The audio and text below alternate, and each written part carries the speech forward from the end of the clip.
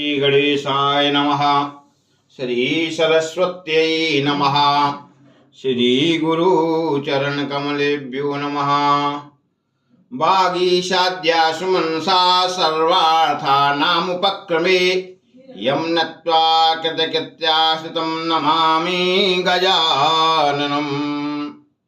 श्री गणपति महाराज की षोडशोपचार पूजन के उपरांत अंग पूजन का विधान है, जो 21 नामों से श्री गणपति जी महाराज के अंगों का पूजन किया जाता है।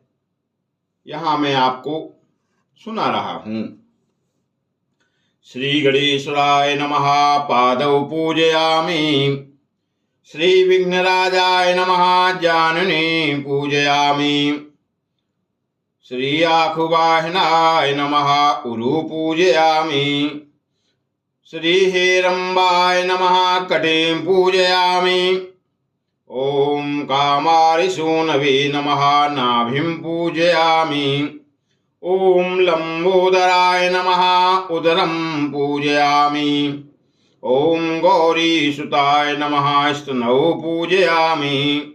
ओम श्री गणनाथाय नमः हृदयं पूजयामि। ओम श्री स्थूलकंठाय नमः कंठं पूजयामि।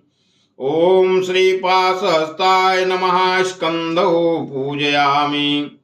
ओम श्री गजवक्त्राय नमः हस्तौ पूजयामि। ओम श्री स्कंदाग्रजाय नमः वक्त्रं पूजयामि।